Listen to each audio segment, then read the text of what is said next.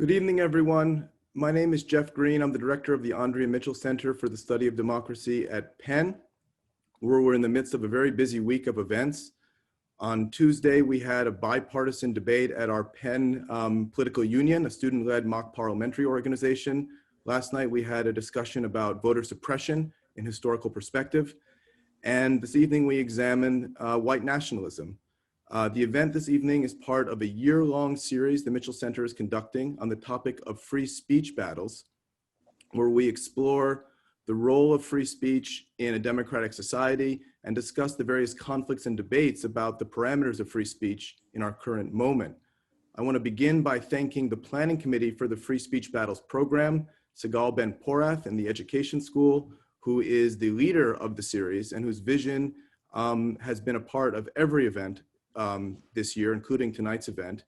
Joseph Lowry from Near Eastern Languages and Civilizations, Sophie Rosenfeld from History, who moderated our event on voter suppression last night, Amy Sepinwall from Warden, Tukufu Zuberi from Sociology, and Matt Roth in the Mitchell Center. I think that one feature of our Free Speech Battles program is that we're not simply interested in jurisprudential questions, what the law about free speech should be, what the extent or restrictions regarding free speech should be, what rights and liberties regarding free speech should be, but in addition, informal norms and practices that shape how, in various domains where free speech is being debated, people on the ground are experiencing questions related to free speech. And so in our discussion tonight about racially intolerant speech, we're interested not just in what the law should be about permitting or outlawing that kind of speech, but how one comes to engage in that kind of speech and how one might come to stop engaging in that kind of speech and reject it. And I'm not sure there's anyone better situated to discuss these issues than Derek Black, our guest this evening. Derek's background is an unusual one. He was born into a family that is leaders in the white nationalist movement in the United States and the broader world. Derek's father, Don Black, was head of the KKK for almost a decade and started Stormfront, the first and largest white pride website in the world. And Derek's godfather is David Duke. And Derek himself, at a very young age, was a visible figure in the white nationalist movement, hosting a radio show, for example, while still a teenager. But partially through his experiences at New College, Florida, where he was an undergraduate, Derek came to renounce his white nationalist ideology, doing so publicly in 2013. And Derek is actually the subject of a book, Rising Out of Hatred, The Awakening of a White Nationalist Mind, which came out in 2018 by the Pulitzer Prize winning author Eli Saslow. In the time since his days as a college student, Derek has gone on to become a scholar of history. He's a graduate student at the University of Chicago. And in addition to his discussion tonight about white nationalism, Derek visited the Mitchell Center yesterday at our graduate workshop, where he presented a scholarly work exploring the origins of modern racist ideas in religious works surrounding ancient and medieval Christianity. So I'd like to just welcome Derek back again for day 2 of his visit to the Mitchell Center. And we very much appreciate him being with us today. Thank you, Derek. Thank you very much, Jeff. And also wanted to thank the Mitchell Center. I'm really honored for this invitation both days. Yesterday's conversation with some of the faculty and graduate students was a really inspiring and enlightening conversation. It was also very helpful to pursuing my own work. And then tonight, I've been looking forward to participating in the series, and I'm really glad that we're all here together. So I wanted to start with a bit of a talk, explaining both my experience, my background, and how that process of the growth of white nationalism as I saw it, as my family built it, and then the process of coming to condemn it, understanding something that was deeply held in my family and in myself was something that was harmful and wrong, both ethically and factually. And I wanted to talk about that process and lay it out as I experienced it then, and also as I've understood it over the years since then, because since having this personal experience as a college student, I've also worked with experts on depolarization. I've worked on teams of people who are producing education, who are producing material thinking about de-radicalization and polarization in our society and abroad. And I think some of those experiences have come to affect how I see my own experience. And so that talk should be a little bit more than approaching about a half an hour. And then afterwards we can have questions, and I'm really excited about that portion. So just to jump into it, as Jeff began, I was born into one of the leading families of the white nationalist movement in America, which means that I was born into an international movement. The white nationalist movement should be understood as something that is not just growing out of American racist ideas. It is a movement that was born after the civil rights movement, largely rising in the 1970s, and which grew over the 80s and the 90s and the 2000s to become an international movement with its own history, its own culture, its symbols, its heroes, and adherents to it should be understood as members of a social movement, sort of like any other political or revolutionary social movement that you might imagine. I spent my teenage years running a white nationalist kids webpage, moderating forums on my dad's website, which was the first white power website on the internet, coming online in 1994. Prior to that, it was a dial-in bulletin board. I ran an online radio program. I ran for office in 2008, and I won that. And just as preface to my life experience, in 2010, I went away to college across the state and had this experience of being condemned, of being reached out to by some people, and being away from my community. And that's the thing that I'm going to touch on several points in tonight's talk, that I think the way that we should understand changes in fundamental ideologies and things that are really deeply felt as beliefs, we should understand them not as a network of facts and understanding, but as an attachment to your community. And that was my experience of being outside of the community that I'd grown up in, and therefore able to hear the arguments, able to hear the voices of people who were devalued in my worldview prior to that point. And I think that if we, at the end of this, understand a drastic change in ideology, not as stumbling upon a book, although factual arguments played a huge role, but as becoming attached and thinking of a new group, an additional group of people as being within your orbit, within my orbit, and within the circle of people who I cared about.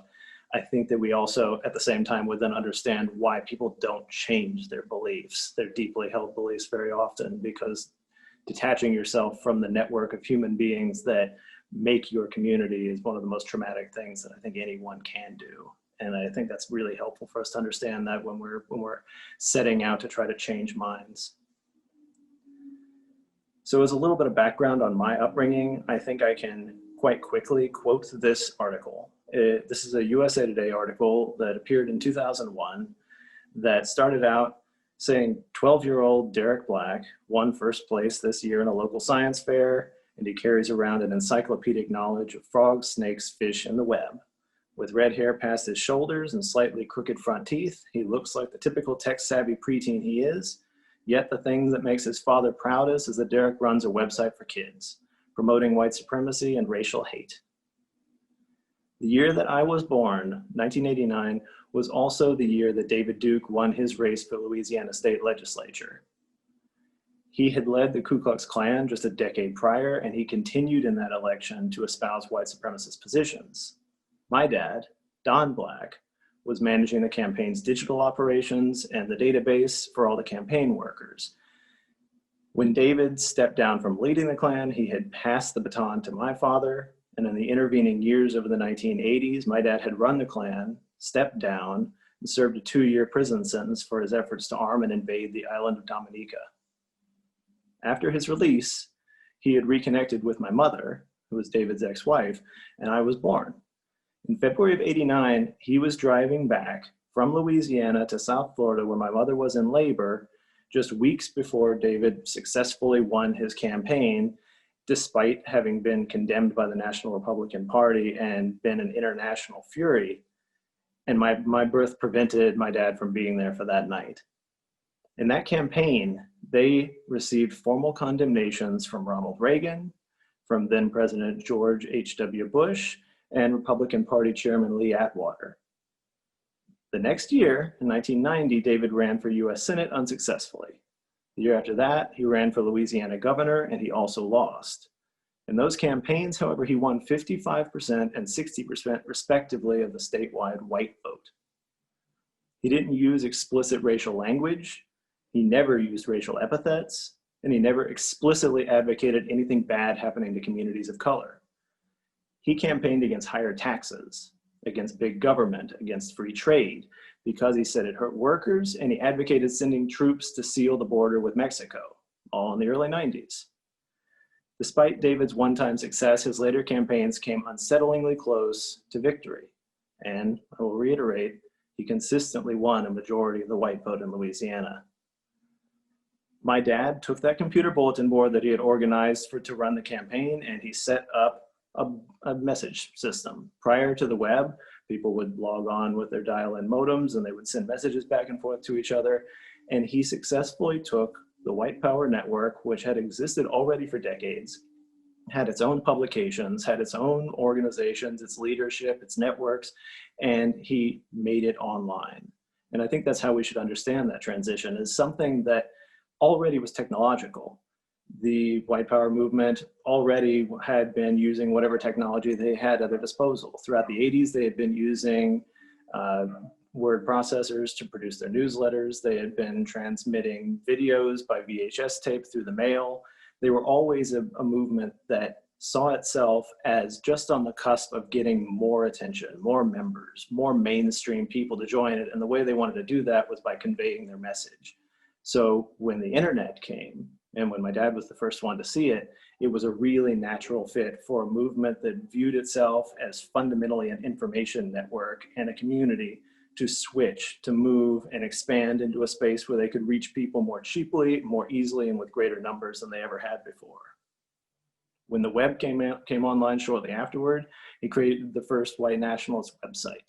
It was called Stormfront, and he popularized the term white nationalism by calling Stormfront the white nationalist community. And it was the largest community for decades among white nationalists. It was the place where organizations were born. It was the place where white nationalist internal politics was fought out.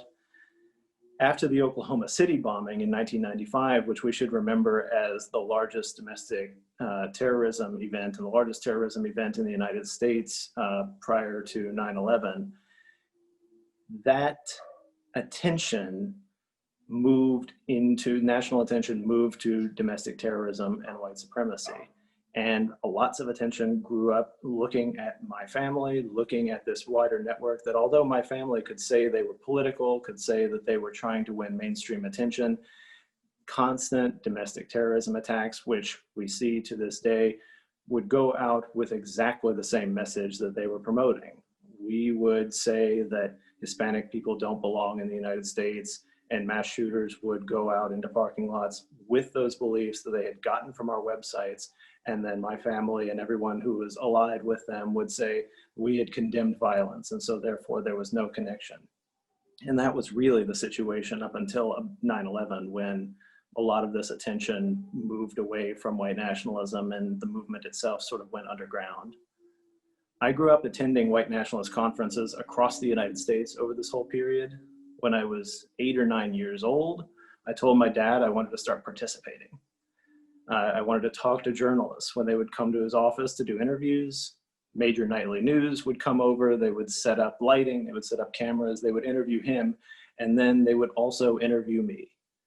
I set up my kids' webpage, I started talking to newspapers, I started becoming more involved, and I don't want to make this sound like I was a child who was told what to do. I was always given this option, and I genuinely believed it. I was growing up within this movement and seeing these people who my dad had been friends with for years, and I think it would be incorrect to try to take the blame off of me for believing it and for really trying to carry it forward. When I was 17, I started an internet radio network on Stormfront. I recruited volunteers, and we eventually built up live programming for 8 hours a day. And then I'd program all these shows to repeat over 24 hours, and we would get callers who were truckers who were doing early internet radio going across the country. We would get people from other countries in different time zones. It was an engaged community of people who were once again on the cusp of early technology. In 2008, when I was 19, I filed for a spot on the local ballot to fill an executive committee seat for the Palm Beach County Republican Party. I enlisted my family as volunteers. We went door to door and we knocked on the front gates of nearly every registered Republican within a few miles of my house, the 1,000 households that were represented by this very small seat. And when I spoke to people, just like David, just like I had learned growing up, I didn't use racial epithets. I didn't advocate violence. Instead, I used coded language popularized by white nationalists, or what I think we can call garden variety, average, sort of coded, but not always extremely explicit racism. I would say things like, don't you think that the culture is changing because of Hispanic immigration, or there's too much Spanish language around? Like, don't you think it's unfair how a lot of gun crime happens in certain neighborhoods, but we're not supposed to talk about what's different between these different communities? Don't you think it's unfair that we say that that we are told to say that affirmative action is necessary, even though slavery and Jim Crow ended decades ago? And these sort of conversations were the ways that I was trying to convey the white nationalist ideology to people who were middle class, mostly white Republicans in a very racially diverse South Florida neighborhood. And I won that race with 60% of the vote. I don't think we should take too much from it, but I do think, because it's a very small race, but I do think it is exemplary of how these messages can be conveyed to people who are not white supremacists, who are not members of the white nationalist movement, who would never call themselves racist, who wouldn't even utter the word white often. White nationalists have believed for decades that if they convey their message in the correct way, bundled up in the right packaging, that they can get widespread support for it from people who share a lot of their racial views. And then when I won that race, the same year that Barack Obama won the presidency, I went and talked to white nationalists. I spoke at seminars that I had organized with the principle that we can do this, that this message is not lost, and that even within the political system in the United States, an explicitly white supremacist message can, has, and will succeed. Once it became widely known what my background was, this all escalated into a national media scandal, even though it was initially a small Republican seat. The party leaders condemned me. David Duke came to town to defend me. I received death threats, but I also got local praise from people both within the Republican Party and then just average people on the streets. There was a point where I could not go and buy coffee in the morning without somebody coming out of line and just patting me on the back, taking the order, and telling me what a good job I was doing. And I think in that is another point that we should make about what it means to be an outspoken white nationalist, or at least to be an outspoken person who's talking about white stuff. We imagine it is the Nazi going down the street getting punched by Antifa, and certainly there's some level of that, but I think we often miss that being an advocate for this means that you get widespread support from very unexpected places. That can mean money, that can mean social support, that can mean just somebody in line coming and buying your coffee every morning because you're the outspoken person who's doing this. And I think that therein is another demonstration of the potency of this message. There was nothing about being known as a white nationalist that kept me from going and playing guitar at the local open mic in town. There was nothing that kept me from having friends when I was growing up. There was nothing that stopped my experience from being one that I always felt comfortable, even when white nationalism or racism was condemned in some way. As long as I didn't want to talk about it, nobody in any spaces that I went to wanted to either. And I think that is the third point. We should think about white nationalism is in the news a lot and has been for the last 4 years, but it's a very much more embedded movement in the United States than that last 4 years of attention gives it credit for. And I think the focus on condemning it misses how much we accept it as a society. So this is the context in which I grew up. And so now we'll transition into this college experience that I had. So I went to college in 2010, and by the summer of 2013, 3 years later, I was house sitting for two of my medieval history professors who were traveling over that summer. I had graduated about a month earlier, and I was interning in an art museum. Sarasota was not a particularly large town where this college was. I was wandering around, editing my Serbian vampire thesis, doing the stuff that college students in history have done. And that is also the same time that I came to the conclusion of this multi-year process of condemning white nationalism and realizing that I had to write a public letter condemning it. I composed this letter, sent it to the Southern Poverty Law Center, and my family immediately called me back and that's when I started having to tell them the story that I am going to tell you now. No one at the college initially knew my background. I showed up, I made friends. Nobody knew that I had run a campaign the year before. Nobody knew that I currently had a radio program. I existed in this space among people who were social justice advocates, whose backgrounds were condemned by white nationalism. I existed in a space where I was able to talk to people who could tell me about the county over in the place where they grew up, where there was a white supremacist group that they had always been afraid of.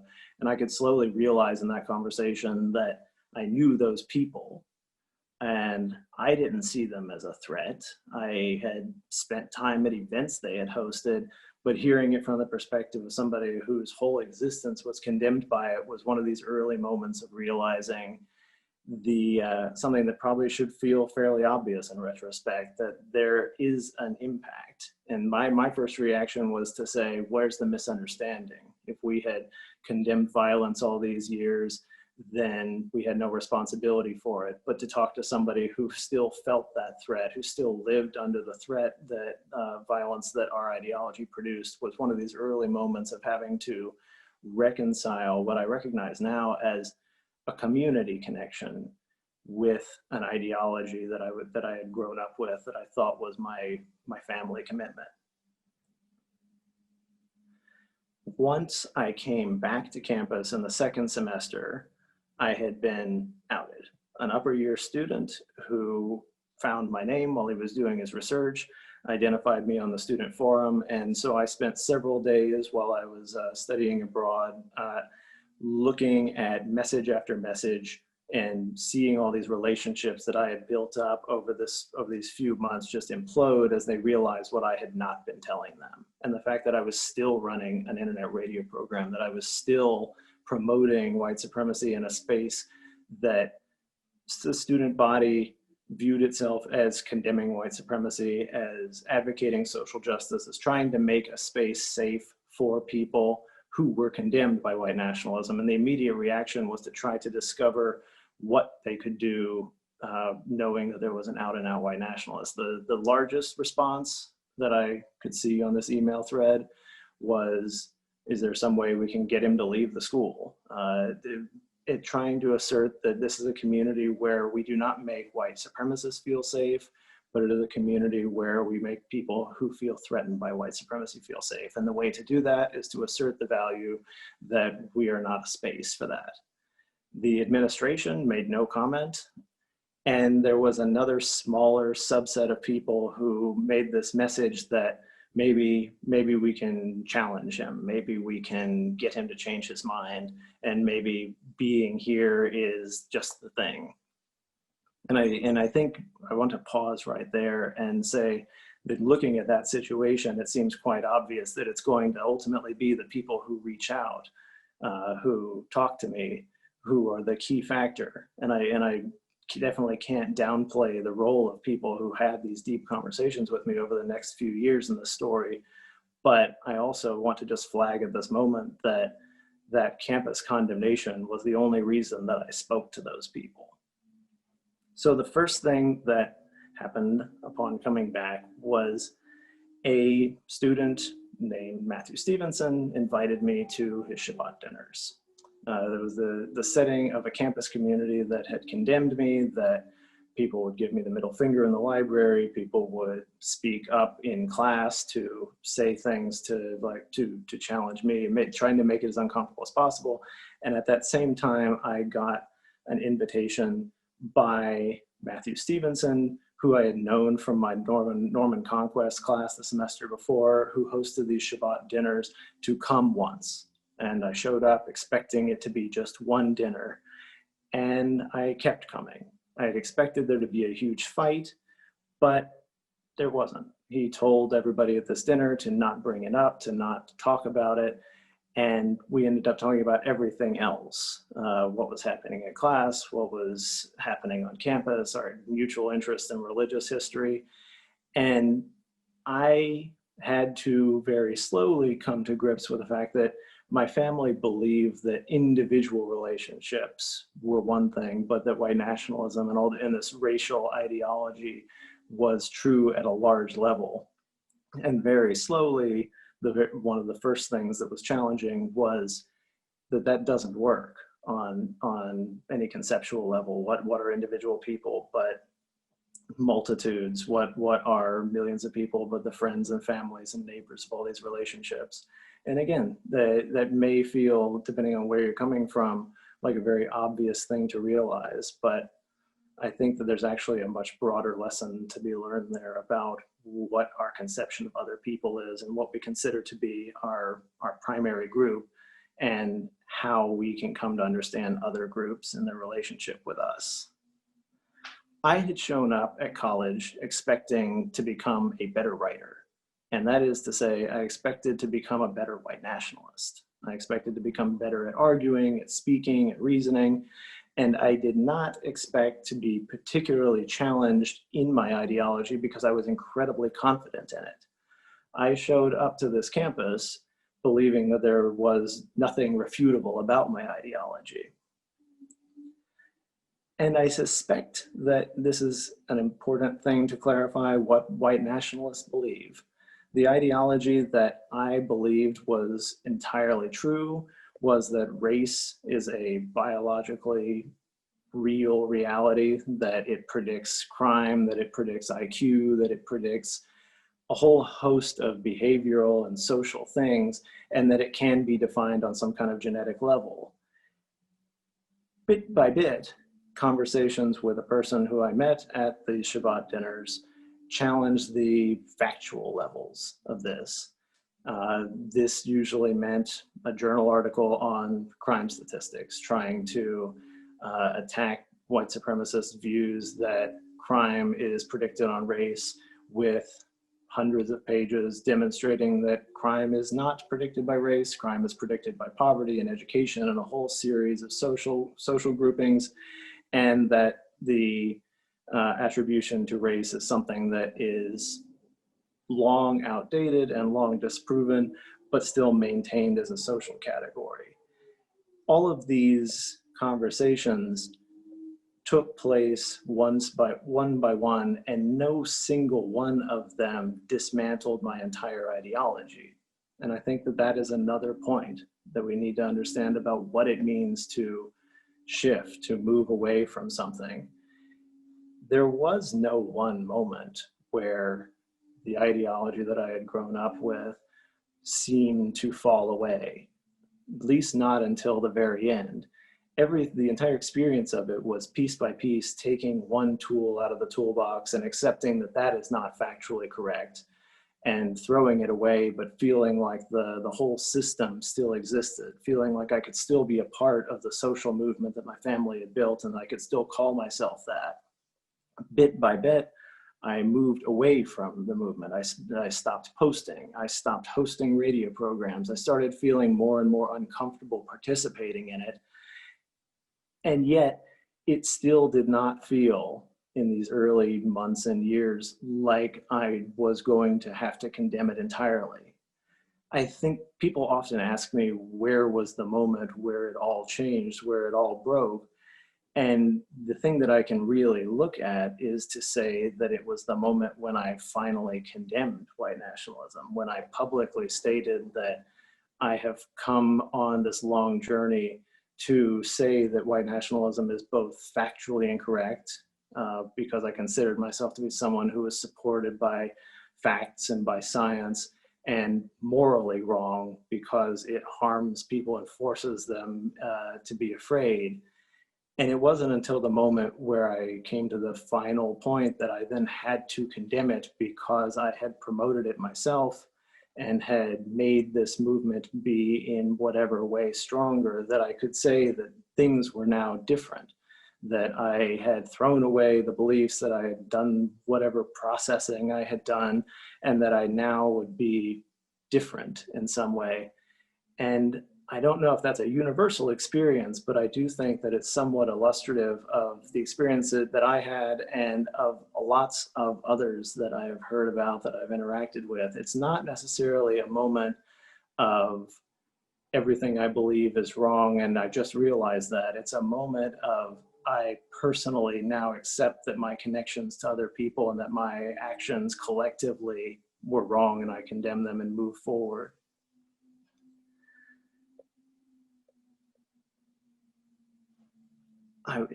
Getting into this last portion, I had to condemn this ideology. I looked at it as someone who wanted to believe that I believe things for facts, for factual reasons, and then come to accept that I was condemning it, both because of its factual failures and also because of the emotional tie to a community of people who had come to be important to me.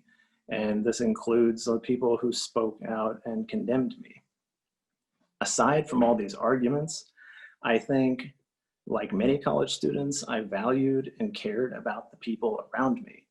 And I try to assert that in a way that doesn't sound too simple, because I think it almost gets boiled down into the idea that relationships are not as powerful as they are. My community at the time in college made this correct decision to prioritize the people who felt unsafe rather than try to make me uncomfortable. They said explicitly that they wanted people of color on campus to feel safe. They staged protests on campus. They made it clear I was unwelcome at events, and they made it clear that I was responsible for people feeling this way.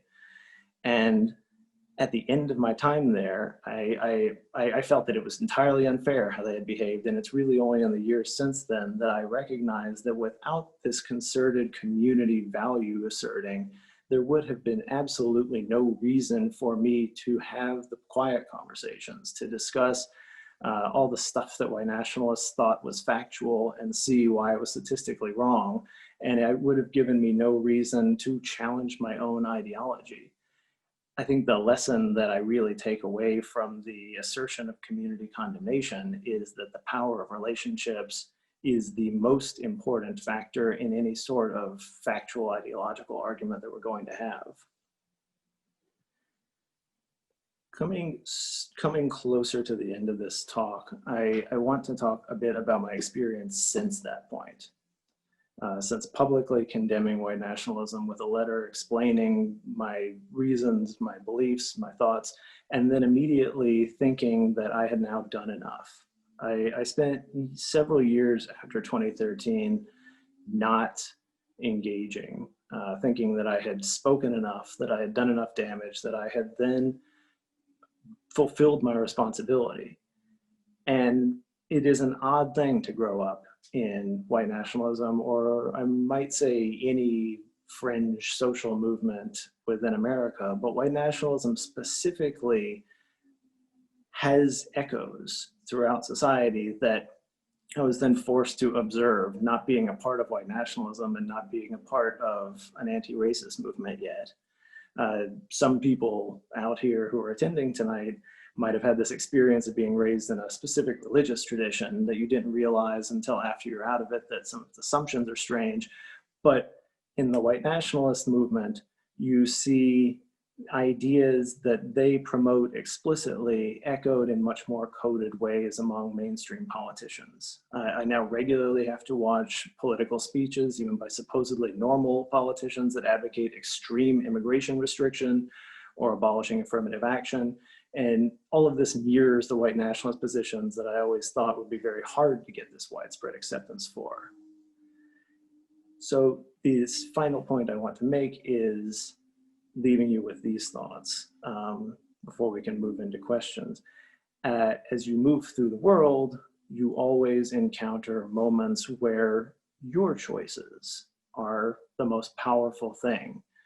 I think we tend to downplay the influence of relationships, and at least in the academic world, we tend to really emphasize the power of arguments and evidence and scientific rigor. And I don't want to say that these things are not incredibly important, but I think it's most important that we understand them as tools in a process that is based in community, that is based in relationships and networks among people. I definitely could not, it's hard to say counterfactually, but I don't believe that I could have brought myself to a point of seeing all of the errors in white nationalism and the flaws without forming a community that I didn't want to harm, that was being harmed by white nationalism. So while I could hear all these factual things and feel like I was a person who was moving because of evidence-based reasons, ultimately it is the experience of community that caused me to even engage in those conversations, which leaves us and anyone who is asserting any sort of value or any expectation of change politically or ideologically in a sort of broad way, with the realization that we can make strong arguments, but people don't change their minds because you throw books at them. They change their minds about things because the network of people that they are connected to changes. Talking about white nationalism and racism, you will always encounter people who start sentences with the sentence that my dad always asserted were the prospects for white nationalist membership. And that is people who say, I'm not a racist, but, and who believe in most of the messages of white nationalism, whether they recognize their belief or not. And when you encounter these things, you always have a choice. You can engage in logical arguments, especially if you are white and you feel safe doing so. You can protest, which we have seen massive numbers of people doing this year. Or you can engage in fairly quiet conversations with people. Everyone has a different point of connection. And whether we are talking about white nationalism or whether we are talking about any deeply held ideological movement, it is the engagement with those points of connection and relationships that cause a shift. The last thought, and then I will hand it over to Jeff, is the reality that we should understand belief as community. We should understand your ideology, your deeply held inherent beliefs as being exactly the same thing as the answer to the question of whom do I care about and who do I feel that I want to protect. Because changing your beliefs in a fundamental way is exactly the same thing as saying that you are either going to take on new people, additional people into this network, or you're going to leave a network of people who have always been deeply held to. And I think understanding ideology shift as that, as a change of community and relationships, explains a lot of how this process works and how we can have much more effective implementation of broad scale ideological change. Thanks. Thank you, Derek, for that. It really is incredible the transformation that you've gone through to be, in effect, the heir apparent of the white nationalist movement in the United States, and then to publicly renounce white nationalist ideology, both in your letter to the Southern Poverty Law Center, but also in a couple of New York Times op-eds and elsewhere. I'm not sure very many people have gone through transformations of that magnitude. One question I would have is to discuss a little bit the dynamics of that change. How much in your pre-transformation period was there doubt or oscillation of belief? You know, when you were a teenager, before you went to college? Did you go through periods where you had moments of doubt? And if you don't mind me asking, today, post-transformation, is there any oscillation, or is it just one sort of consistent view that you've come to hold? So just to some extent, I'm tempted to say that there was no doubt before college, which I don't think is entirely true. But there was no doubt that I believed that my parents' cause was righteous, that they were the only people in the world who were advocating something that they and their friends talked about as being noble and good. There was no doubt on that level. There was plenty of doubt about how we might be harming people, but I always tried to suppress this because like today, there were constantly mass attacks. And the first reaction of my family was to hope that it's not a white power person. And then when the news confirms that it is or isn't, to go and look through the membership rolls and try to hope this person is not directly associated with us. And this process repeated itself every few months for my entire childhood, constantly going on the news and saying, we condemn violence. This person is going completely against what we had to say. And then we all know that they believe exactly what our ideology is. They have read articles and books that we published and put out. They identified a group of people they're going to attack based on an ideology that my family had spent years developing. And it's that level that I think it had any sort of doubt, the harm that an ideology could cause people. And I had to do a lot of spinning around to try to say why I was not a person who was causing harm to other people. And then I think that's also why that was one of the first moments that was really impactful once I got into this college community of talking to people who both before they knew my background and then also afterwards explaining there is no misunderstanding, your ideology harms my community. And that sort of led me to this realization that I am advocating this and talking about how factually correct I am and how ideologically correct I am, but maybe I am committed to it because of the people, because of white nationalists, because of my family, because of the people who were my babysitters growing up. And so if I'm really a person who follows facts, then I need to be open to contravening facts as opposed to being committed to something because it's all the close people in my life. So that moment of not wanting to cause harm to people was, I think, consistent over time, and really the chink in the armor that first made it possible for me to be open to these things. Could you repeat the second question? I actually had a second point. In your post-transformation period, do you have Yeah. any oscillation of belief, or are you Right. very much focused on the same consistent viewpoint? Do you have any Right. moments of doubt now? Yeah. So the answer to that is really the same as the answer to the first, that I am driven by a desire not just to not cause harm to people, but to actively try to improve situations wherever I have that point of contact that I tried to end the talk with, that we all have these points of influence, and some of them are quite powerful, some are individual relationships, and then I am driven by a sense of wanting to not be causing harm and wanting to be being a beneficial person to the communities in my life. And so there's all sorts of facts that I change my mind on. I'm interested in public policy. I talk to people who have different programs. I always am weighing things that I think are better or worse. And so because I've had this enormous shift in my ideology, I always have to ask myself, what is my driving cause? And that's the route that I think has been the most consistent over my life, but also answers those questions for me is, if my aim is to not cause harm, then how does this decision, how does this life choice fit into that worldview?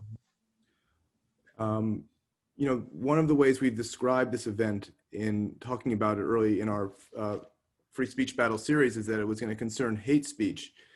And in reading the book about you and hearing you speak, I'm wondering, did you, before your transformation, understand yourself to be engaged in a hateful ideology?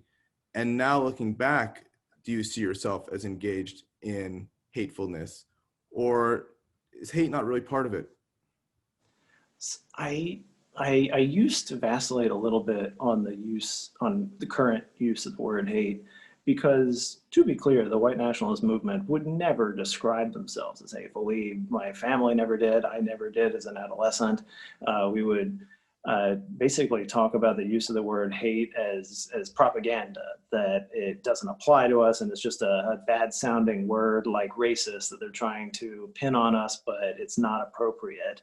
And that's the real internal beliefs. It's not that they walk around saying, oh yes, I'm an extremely hateful person and you've really got me pegged. They say that I'm not a particularly angry person. I don't hate other people. I just love my own. This is the real talking point that they believe internally. And now I would say absolutely hate is a perfectly good way to describe a movement that is driven by its opposition to people who it identifies as not being like them. It is driven by views of anti-Semitism that are nothing but hateful, views that Jewish people are actively opposed to whiteness, and this conspiracy theory that all Jewish people are involved in promoting immigration, and so therefore white nationalists must individually hate Jewish people because Jewish people hate them. This word really applies to the movement. But I used to have more qualms, and I still sometimes have qualms about using it because they won't see it themselves. You can call somebody a hateful person, and there is no one who will say, yes, you've got me, that's my belief. And so if our question is trying to find people who are either adherents or maybe on the spectrum of being interested in white nationalism, using the word hate is not particularly productive. And I stop there because that's not necessarily the question that we're trying to answer. Staying on this question of your transformation, I'll ask a question that comes from a student at Penn, Jen Locke. Did you ever try to convince your parents to leave the white nationalist movement? Also, what was your relationship with your parents after you denounced white nationalism? Right. So in 2013, I wrote a public letter to the Southern Poverty Law Center because they were an organization that tracks white power groups, and they are widely read by white power adherents and by anti-racists. So I knew a public letter explaining my condemnation would be read by both groups. But I did not tell my parents before I did that. And I still have some regrets about that. I just didn't know how to bring it up. They knew for the years prior that I'd been pulling back, that I'd been not participating, that I'd not been attending things, that I'd not been speaking on the radio, that I'd not been doing media interviews, but they didn't know the extent that my beliefs had changed or how strongly I felt about condemning them. And so the first reaction to having this public letter was my dad calling and saying that he thought that I had been hacked, that I hadn't actually sent this email. And so I had to confirm that it was real, even though I had been there earlier in the week and had not told him that I was going to do this. And so the following days were just lots of very dark conversations where it wasn't clear that our family was going to be able to stay, that we were going to have any sort of communication, or that there was a family network outside of white nationalism. And to their credit, I think they decided fairly quickly within those days that although they were absolutely heartbroken and viewed me as now opposing everything that they had tried to build, they wanted to have some kind of relationship. And so within a few weeks, I went back home and I was there for a day, and it was my dad's birthday, and the rest of the family wouldn't let me in the house, but he came out. He said, oh, if you're not going to invite him to his own birthday party, that he would come out. And we drove to the beach where we had gone when I was a kid and just talked about why I thought white nationalism made no sense. Race was not a genetic construct. The idea of European civilization is a invented concept, and it's the idea of its superiority is a fallacy. We can just look at historical civilizations and start talking about there not being anything particularly inherently superior about people who come from Europe other than a history of colonial violence that we should be trying to overturn. And we had this kind of conversation for hours, and he definitely didn't change his mind. And I was not able to get him to even concede, I think, a single point about whether crime has nothing to do with race, but actually poverty.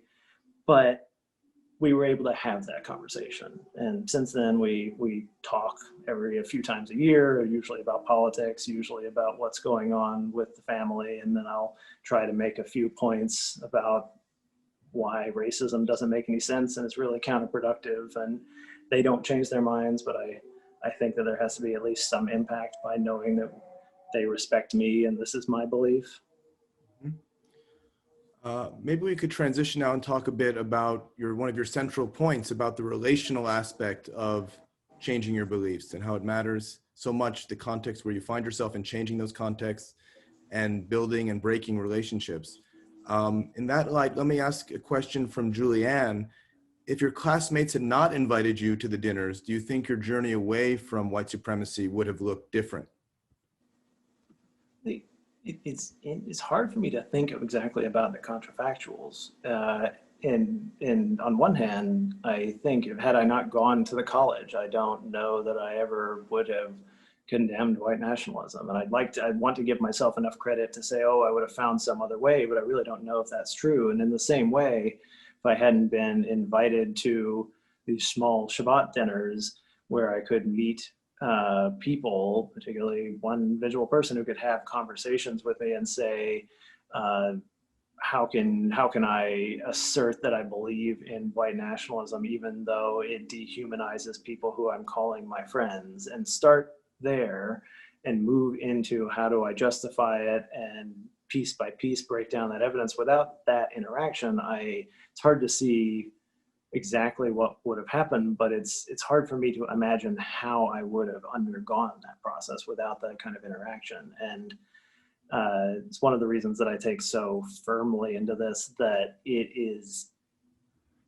I don't want to say impossible, but just extremely unlikely, I believe. And I'm always interested in people showing me examples of major ideology changes because they tend to follow this pattern. I think it's extremely uncommon for people to go into a library, find books that contradict some deeply held beliefs of theirs, and then come out dismissing the previous beliefs they had. I think even when we attribute this to finding new facts or finding new information that contradicts, and you want to be the bigger person and change your beliefs and reflect the better facts, undergirding that is relationships with other people, communication from other people, being in community with other people and caring what they have to say that starts you off on the process of even wanting to hear a contradicting fact. It's on some level, it's not even particularly common for people to want to encounter facts that contradict their beliefs. And even if it's just on that level of having people in your life who incentivize you to hear the contradicting fact that they want to convey to you, that's the level that relationships change who you are and what you believe. It's interesting that it was at Shabbat dinners with Jewish communities and also with people of color. We learn in the book about you that these conversations happened a lot, that it was disproportionately minorities on campus, it seems, who were reaching out to you. And as you point out, it's a two-way street. You have to be open to being transformed, but people have to be open to talking to you. And in a climate where, as you say, many people wanted you off campus, it's possible that people from minority backgrounds, ironically, are best able to reach out to you because they have the cover to appeal to you on campus and won't be as quickly assumed to be complicit with your ideology. I thought that was an interesting aspect of your story, that there may be a special role for the very communities being denigrated by white nationalism to be bridges for that type of reason. But let me just ask you one last question on this relationship aspect. You know, you went to college, which I think less than half of Americans get to do. You traveled in Europe. You're very intelligent by all accounts. So you've had these bases for decontextualizing yourself. what might you say would be the best strategies for encouraging this, removing oneself from one's context for people who don't have the opportunities that you've had in those regards? Right. Do you mind actually, before I answer that, if I make a quick comment on the previous statement? We were Sure. talking about identity, like students of color or people from minority identities in the United States having a special role, and it's something that I try to be cautious about coming away with the idea that if we just have contact, that then it will cause racism to decrease, because there's some evidence for this, but it's in certain circumstances, and there's also a real possibility of, if done in the wrong way, that we increase feelings of racism if people are not in repeated exposure to multiple people in a situation of equality. If it's very possible to reinforce racial hierarchies and have people come away feeling very justified in their racist beliefs because they have some Black people and Hispanic people that they know in their lives. And on top of that, I think I also want to make sure that I'm not the person who's giving advice to people of color to, have dinner with Nazis and you'll really change the world, because I think I question just that idea that if we just talk to people, then we can change their minds, because it has to be this contextual community environment, and also it's not always a safe situation. I would repeat that. The comments that you were making about my experiences, that I was in a community that was entirely outside of the white supremacist network and community that I was in before, on the terms of people who are advocating for social justice and in the interest of students of color. And then the people who were inviting me to these dinners were mandating the terms of these dinners. And then the one person who I should also clarify is now my spouse, is who took me aside at these dinners and had these long conversations over years, was white. She was not Jewish, and so she felt obligated to have these really individually challenging conversations, because it would be complicity to hang out and talk and not bring it up, which is how she felt at the time.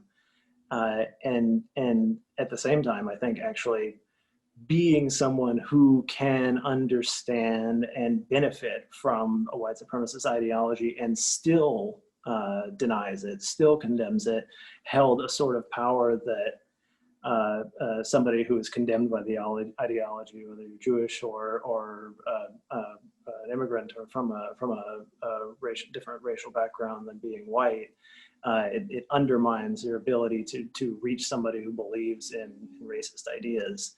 And I guess all of that is to say that white people, I do think, have a particular role in combating racism that can be quite powerful, and that they might even more often find themselves in a position to have those kind of engagements. Sorry, that was so long that I need a reminder of the second question. We have a lot of questions. So just briefly, the question was, you talk about the importance of decontextualizing yourself. For people who don't get to go to college or travel, or who have, some of the gifts you may have, what would be, do you think, some of the best ways to encourage that decontextualization, that getting out of your given community? Right. I've worked with tech companies before on this, because they tend to be the organizations that have the question of how can we scale ideological change, and I think on one hand it's not possible, just straightforwardly not possible to just force people to change their context. But we do also have plenty of situations where there is a moment of change in your circumstances, in your community. Those tend to be coming into a different age, getting older, getting a new job, moving to a new city, having children. A medical diagnosis means people often, something dramatically changes in their community, and the people that they associate with can change at lots of different points in life. And so I don't think it's just when you're young and just in the context of college. I think there's a lot of aspects to that can happen at a lot of different points in people's lives, and in anyone's life at any age. It may be more common when you're younger, but I don't think that there is any point where people cannot have a change of connections with other people that can then lead to some dramatic ideological changes. And we can facilitate that. We can have organizations that are focused on this. We can have social contexts that are focused on this. Like what is college but a situation that has been produced and funded by society to have people change their social context and go into another environment where they can have lots of conversations over years, in an environment where they're supposed to be thinking new ideas. And we have invested in that as a social institution. And I think it is not unfair to say the reason that we do that is so that people can have a moment to change and think about the position that they want to be in and who they want to be committed to. And I think we don't have to think too far outside the box to imagine other social situations that we can foster and encourage people to be in at all stages of their life, not just when they're 18 or whatever point they go to college. Great, thank you. We have a bunch of questions and we'll try to get to as many of them as possible. We have a little less than half an hour to go. I'm going to turn things over for a moment to my colleague at the Mitchell Center, Matt Schaefer, who's going to try to synthesize some questions on censorship and social media. Thanks, Jeff, and thanks so much, Derek, for your comments today. Actually, what you just said a moment ago about working with tech companies is related to what I want to ask about. I want to pull parts of 3 different questions from the queue and sort of add a little bit about what I think they're getting at. Ava asks, do you think the government should be able to limit hate speech via the internet? And Ava points to some potential questions there about First Amendment rights, democratic freedoms more broadly. In a related sort of register, Nicholas asks, do you think the way that people take violent action in response to white nationalist ideas could justify a restriction on the spread of those ideas in the first place?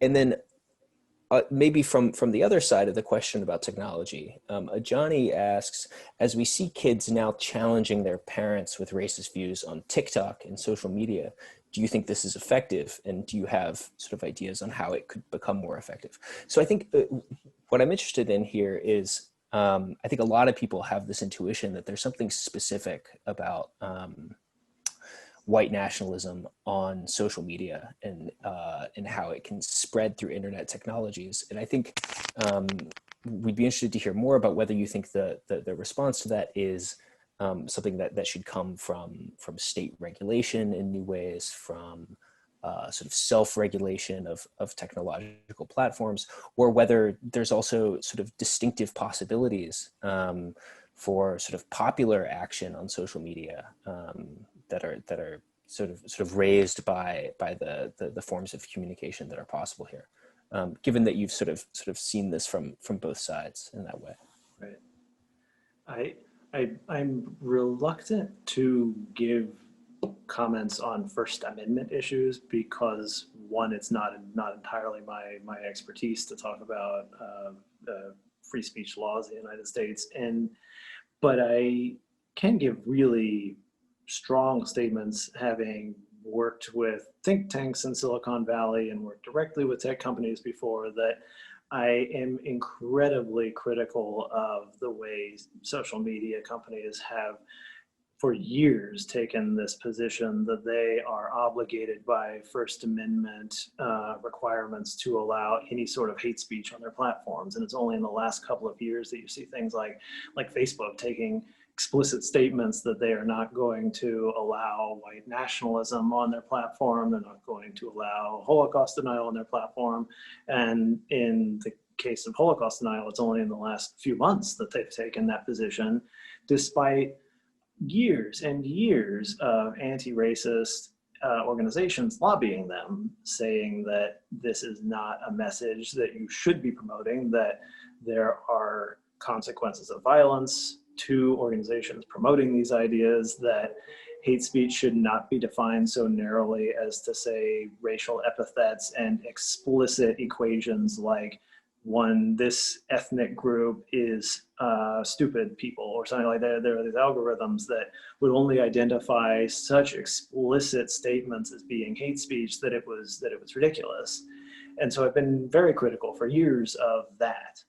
And I think that we can all recognize that the claim that some of these massive companies have, that they are hosting all of these movements and ideologies and organizations because this is a free country with free speech, is an illegitimate claim that they have any right at any time to host or not host anything on their platforms. And so I take the position that I know it still seems very unpopular out there, that whatever you affirmatively choose to host, whatever you allow on your platform, we should view that as what you are, as you taking an affirmative stance that you support that. And I think that's still a controversial position among the technology industry, but I think that it's ethically consistent. If you have choices as a massive corporation as to what you are going to promote and what organizations you're going to allow to organize and grow on your platform, that you should be held responsible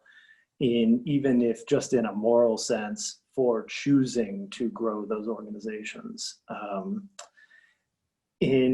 think that this, I don't know if that covers the violence as a consequence of these beliefs. I think I would say on that's an argument that I've made many times as an argument for why white supremacy and anti-Semitism should not be allowed on these platforms. That you'll get a statement back often that we only ban speech that is a direct call to violence, and I think that there's not quite enough work done, but there's not any strong oppositional argument to say that white nationalism targeting what people don't belong in the United States, targeting Jewish people consistently over decades leads to mass violence. And so if you're a technology platform that is saying that you are not going to ban any of this speech because you don't see the explicit connection to violence, I think the argument lends itself, and it's up to those companies to hear that argument and then take a look at it for themselves.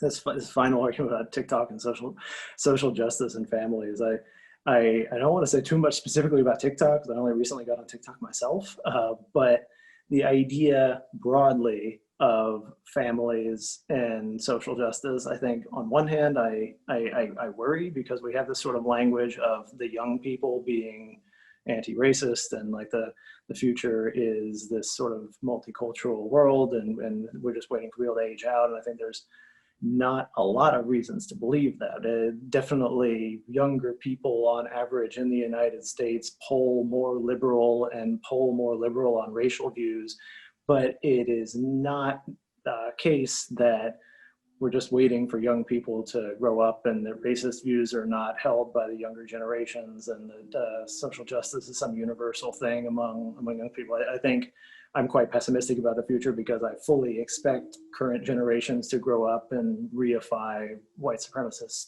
institutions in the United States. And so I'm cautious about answering it too much as to say, well, the young people are educating the old people.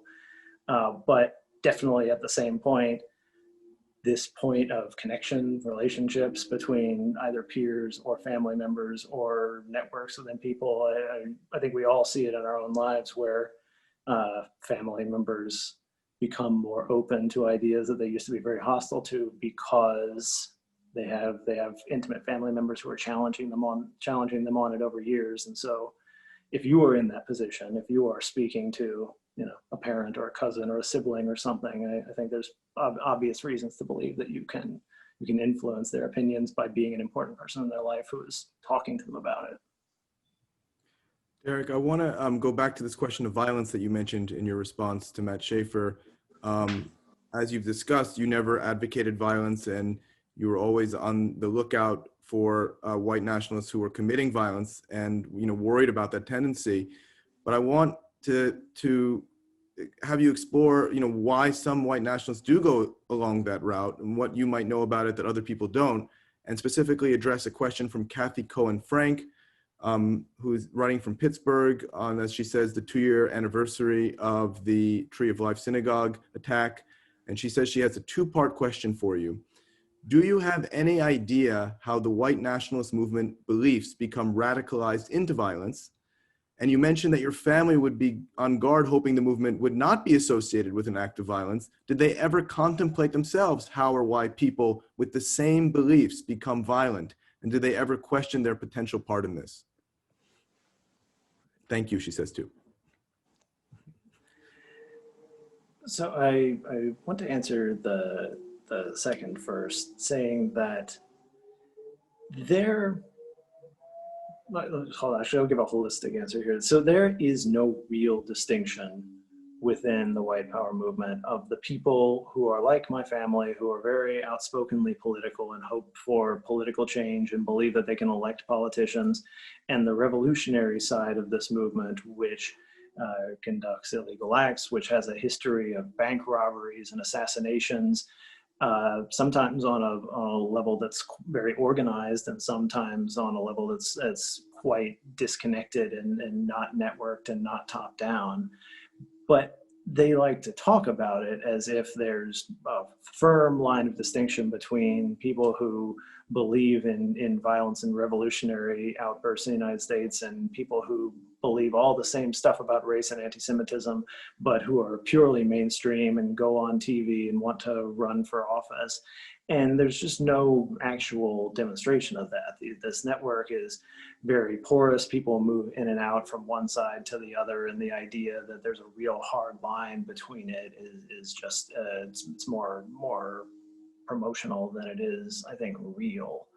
And so that process of becoming radicalized towards violence, I think, is, I'm not sure exactly what the right metaphor is, but it is more, I think, of a socially predictive than it is based on coming into it from a different direction ideologically. I think they almost all believe almost all the same things about what the consequences of multiculturalism are, this sense of threat to white people, this sense that Jewish people are hostile to white people as on an individual level, and on an international conspiratorial level. The ideology is very consistent, and the actions that they take, I think you'll be able to predict where people go based on their life experiences, where their socioeconomic status, their personal relationships, their views about the future and their own prospects into the future.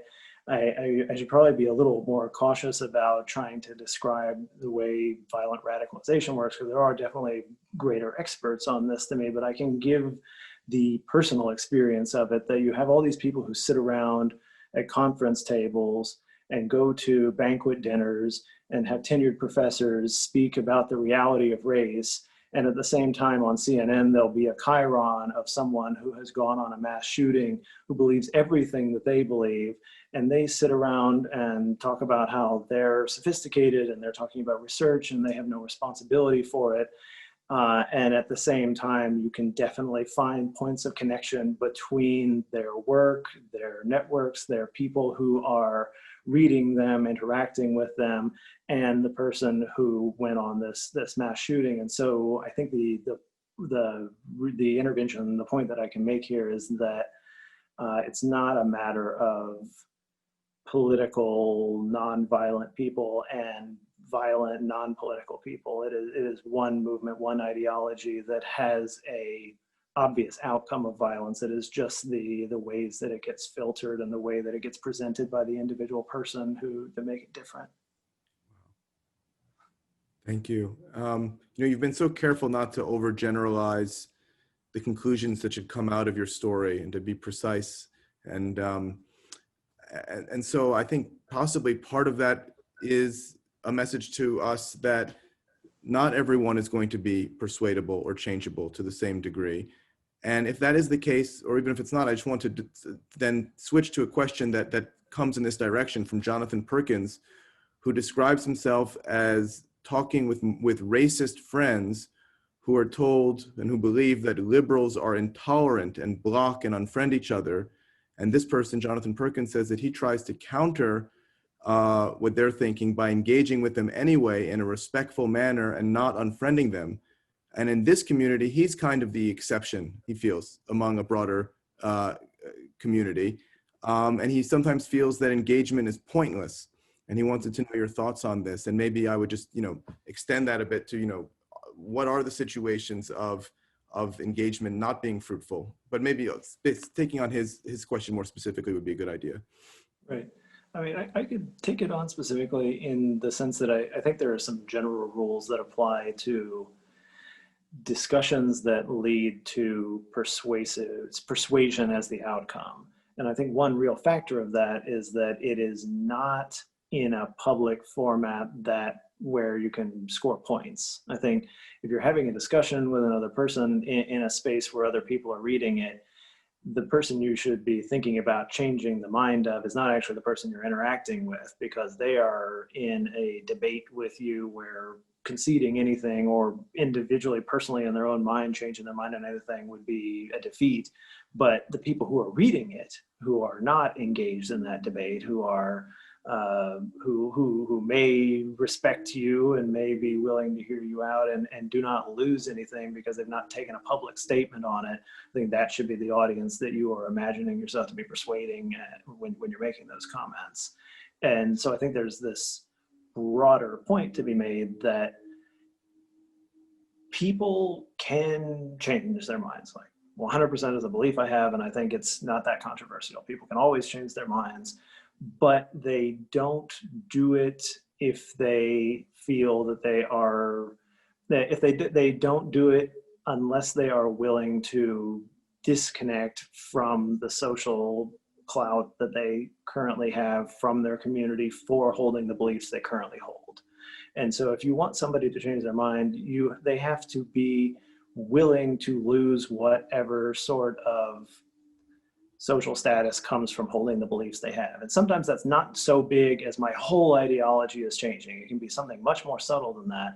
But I think you'll find a universal aspect of it is, am I willing to believe something different and maybe at some point be called out for that and be able to say, well, it was worth it. My relationships now, other people respect me for those positions. And so I'm okay with it inherently. I think what I'm trying to say is beliefs change for social reasons. And the process of that happening is a discussion that is typically fact-based and mutually trusting. Thank you.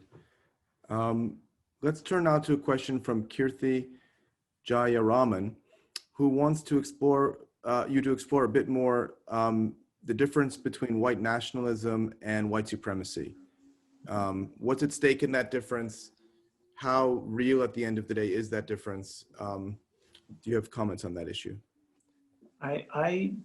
I try to be very intentional in how I use them. And so it's good to be explicit about why I am using the ones that I'm using.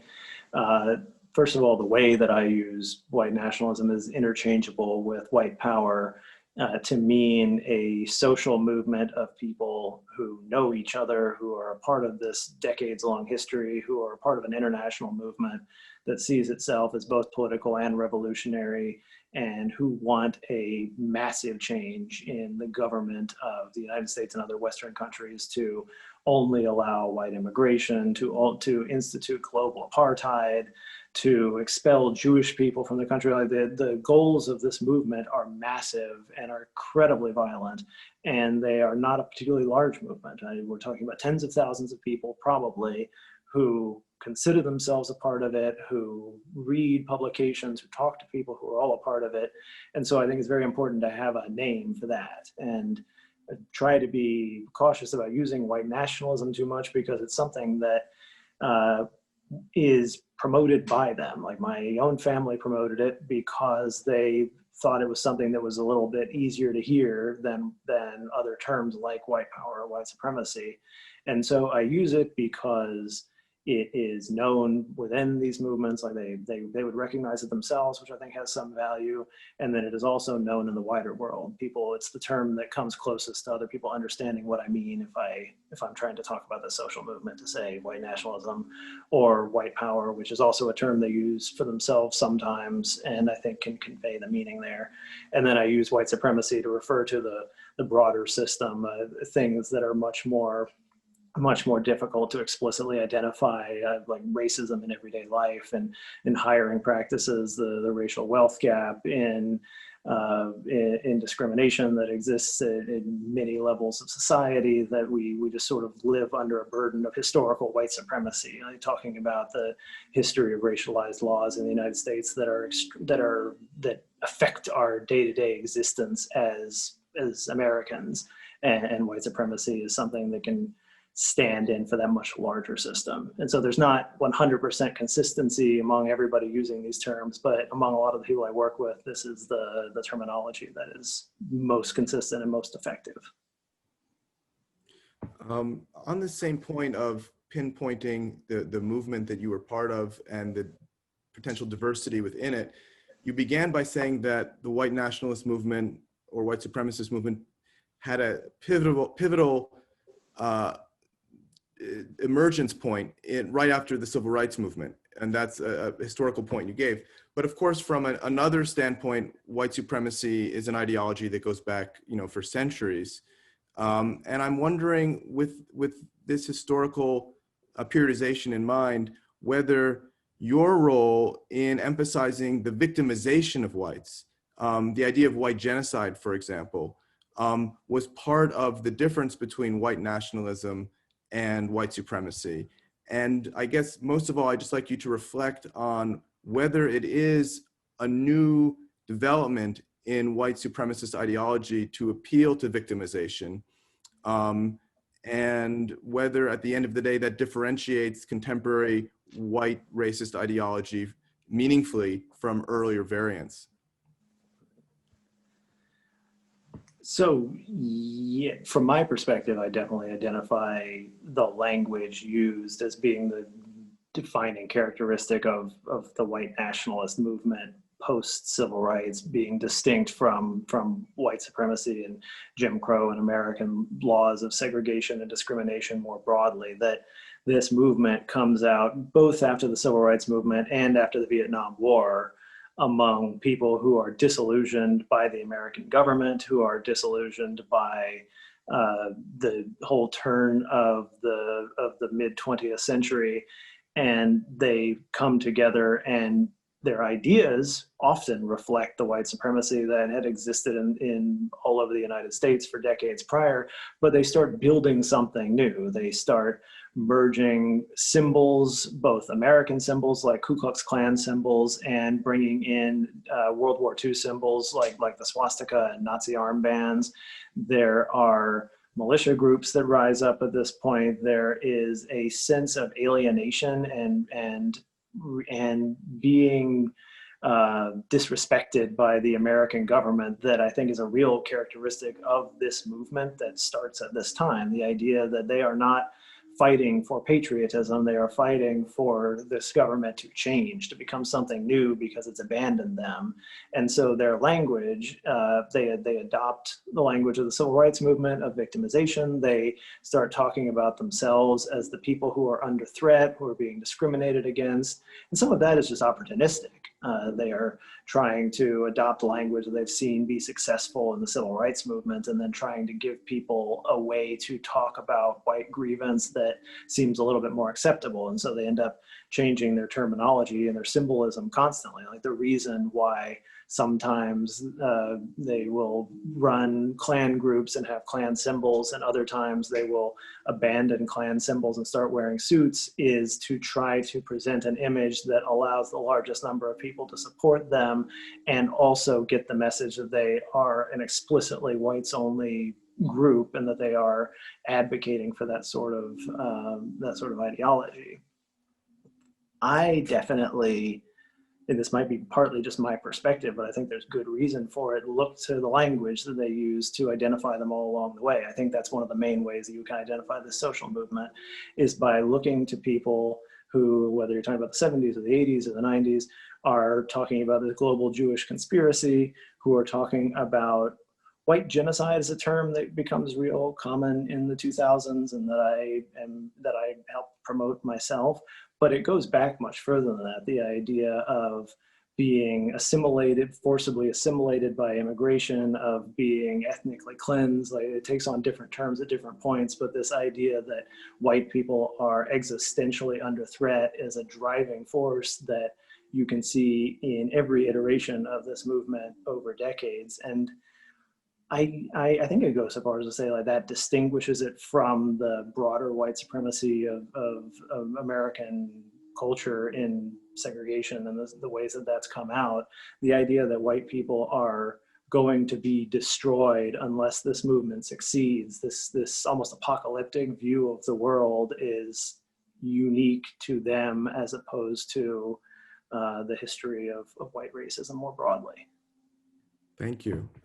See if we can get two last questions in. I'll ask them together. One comes from Arthur. We've spoken a lot about the micro politics of having your mind changed and the informal processes by which one can become racist or overcome racism. But just to go back to institutions, Arthur is asking, what advice do you have for those organizations fighting bias and prejudice, such as the ADL and the Southern Poverty Law Center? What, if anything, based on your experience, would you offer to those organizations? And then from Alexis Rivera Garcia, she asks, do you think that the rise of social media, where virtually anyone can say anything, has made it more difficult for individuals to be persuaded into these kinds of views as misinformation spreads? Or do you think that the opposite is true and people are more empowered than ever since the ability to cut through misinformation is readily available to them? So two big questions to conclude. Right. And so I've done work with organizations such as the ADL and done consultation, and I often feel like I'm not in a position to give them too much advice. They understand this movement well. They're the organizations that have spent decades reading all the publications. Like in some way, the reason I wrote a letter to the Southern Poverty Law Center was because it was a space that more thoroughly understood the world that I was coming from than any other organization, but it was also one where white nationalists interacted and understood them and saw them as their primary enemy. It was also the reason why my family felt incredibly betrayed that I wrote a letter to them, because it felt like I was going to the biggest enemy of the movement, which was not the government, it was not liberals, it was the Southern Poverty Law Center viewing themselves as an organization trying to take down white nationalist groups. And in that as a mission, they're incredibly successful. They make life incredibly difficult for white nationalists to organize and to raise money and to do those things. And I think that is a lot of the work they're trying to do. There is this space that I think is very difficult, and I don't know that's always their priority, or if it even should be, of trying to talk people out of this ideology. And that probably connects to the second question about social media, that the process of trying to get people to condemn is something that a lot of smaller organizations do. They try to be the space where people can go if they leave white nationalism. They can go talk to them, they can have a new network. And that's usually a very small, intimate, one-on-one thing, and not something that, as the tech companies say, can scale. But that is also an incredibly important role to be playing. And I think the reason that large organizations often are not as much focused on that is because I suspect rightly it's less effective to say you're going to go out and change everyone's mind, and more dramatically than less effective, ineffective to say you're going to go out and like change everyone's mind, because people believe things for reasons that they find to be totally justified. And if they're going to change their mind, I think it's much better to have the space where they can go, where they can get that resource, which is probably more than that question was actually asking. But I think that in general, the ADL and the SPLC for their missions are doing very well, and I don't have any advice for them. And then the question of how to talk people out of white nationalism, I think you almost need to have their own circumstances changed and them reaching out to you before you can do that. And I know we're right at time, but the social media, my real perspective on the internet, like not just social media, but the internet broadly, is that we make a big deal about algorithmic bias and people getting fed the same information that reinforces their beliefs. And that is very real, very true. If we put people in a room who all believe something for a while, they won't come out believing that still, they'll come out believing it much more extremely. But I also think that we pay it too much credit if we think that social media is causing people to believe these things. I think all of the social strata of white nationalism existed prior to the internet, prior to the web, prior to social media, and we're just able to connect to people more cheaply and more easily. And I think that's also true of most ideologies, that they went online and some things rise anew on the internet, but for the most part, we're talking about beliefs and social strata that existed and continue to exist and network on the internet in a way that is broader than it used to be, but is not necessarily fundamentally different. And so the final bit of that question, that if you're going to change people, debate with them, I think in some ways, talking to people on the internet is like talking to people anywhere. It's the question of what's your relationship to them and how are they seeing you and how are you affecting them?